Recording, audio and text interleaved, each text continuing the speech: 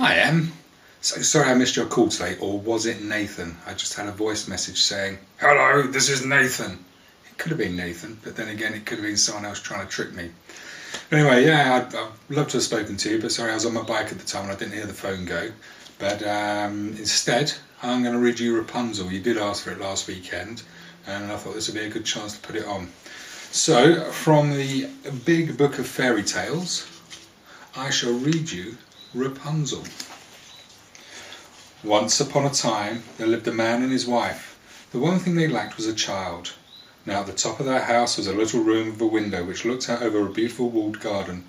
In it grew the loveliest flowers and the most luscious fruit and vegetables, but the wall around was high. What's more, the garden belonged to a witch. One day the wife noticed a bed planted with a special kind of fresh green lettuce known as Rapunzel. How she longed to taste it. Very soon she could think of nothing else. Day by day she grew paler and thinner until she had dwindled into a shadow of her former self, for no other food could tempt her, nothing at all. Her husband was alarmed to see her fading away. "Wife, wife," he said, "what is troubling you?" "It's the Rapunzel in the garden," she replied. "I shall die unless I have some to eat."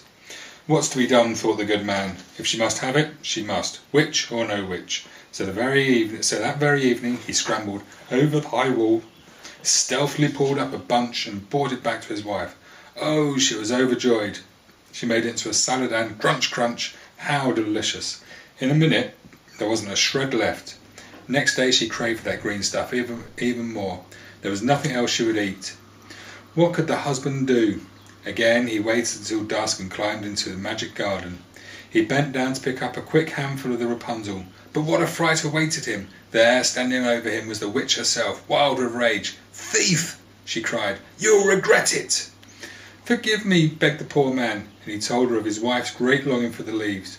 The witch grew calmer and she listened. "Very well," she said at last. "You may take as much as you need, but on one condition. As soon as your wife has a child, you must give that child to me. He'll be well looked after, I promise you." Well, the man was so relieved that the witch had not worked some dreadful spell on him that he quickly agreed to the bargain. Sure enough, when the wife gave birth to a beautiful baby girl soon afterwards, the witch arrived promptly to claim her debt. "Rapunzel shall be her name," she declared, and she carried the child away. What a beautiful girl she grew to be. But when she was 12 years old, the witch shut her up in a high tower far away in a wood. The tower had neither door nor staircase, only a tiny window right at the top. Whenever the witch came to visit her charge, she would call up to the window, "Rapunzel, Rapunzel, let down your golden hair." For Rapunzel had wonderful long golden hair, which she often wore in thick plaits. Each time she heard the witch's call, she would wind the plaits round the hook on the window ledge and let them fall all the way down to the ground. The witch would then seize hold and climb up until she reached the window. Some years passed, and one day a young prince was riding through the wood.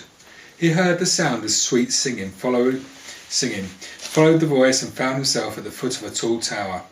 But where was the door? Who was the singer? Whoever it was, the voice was so enchanting that the prince came day after day to listen. One evening, from his hiding place behind a tree, the prince saw a woman emerge from the wood and stand at the foot of the tower. There she called these words, "Rapunzel, Rapunzel, let down your golden hair." At once a great length of golden hair slid to the ground, and the woman hauled herself up to the window. Ah, thought the prince, a ladder for one is a ladder for another. So the next evening he too stood at the foot of the tower and called, "Rapunzel, Rapunzel, let down your golden hair." Immediately the shining hair fell to his feet, and the prince climbed up until he reached the window at the top. At first Rapunzel was alarmed when the prince appeared, for she had never seen anyone before but the witch. But he talked to her so kindly that she soon lost her fear. "Your singing brought me here," said the prince. "I listened so often," and he begged her to escape and be his wife. "I would come gladly," said Rapunzel, "but how can it be done?" At last they thought of a plan. Every night the prince would bring a skein of silk. Rapunzel would weave this into a ladder. When it was long enough to reach the ground, she would climb down into freedom, and away they would ride together. Each night the silken ladder grew longer. Each day Rapunzel hid it well, but one day she made such a bad mistake. "Tell me, mother," she said, "why do you climb so slowly up the window? The prince is here, quick as lightning."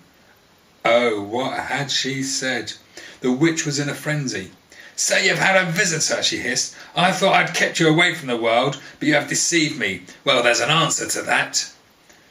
She snatched up a pair of scissors, grasped the thick hair in the other hand, and snip-snap, the golden tresses fell and covered the floor. Then the witch dragged the poor girl off to a forest wilderness and left her there to live on berries and nuts as well as she could.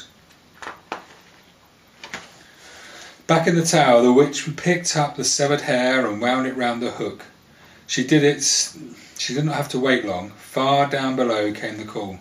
"Rapunzel, Rapunzel, let down your golden hair." The golden hair came down. The prince climbed up, but imagine his horror when the window came into view. There he beheld not the lovely Rapunzel, but the mocking face of the witch. "Ha!" she cried. "So you have come for my daughter, but you're too late. The bird has flown. You'll never see her again." She burst into peals of laughter, and the prince, maddened by shock and despair, leapt from the window to the ground. Down, down. He was not killed, for a great bush of thorns broke his fall, but the thorns pierced his eyes and made him blind. Sadly he wandered hither and thither, through the land, through the forest, thinking only of the beautiful girl who should have become his bride. Oh, he's gone blind. Many days had come and gone, but the prince by chance reached the wilderness, which was now Rapunzel's home. There she lived meagerly with the little twins, a boy and a girl, who had been born to her in the forest. Suddenly he stopped. That voice, that singing, who could it be but Rapunzel's? He moved towards the sound. Rapunzel saw him and twined her arms around him, tears running down her face. 2 of the tears fell on the prince's eyes. Wonderful! He could see. So they made their joyful return to the kingdom where they lived happily ever after. I'm so happy you chose that one. That's a brilliant story. Hope you enjoyed it. Mwah, mwah. Speak to you soon, honey. Mwah.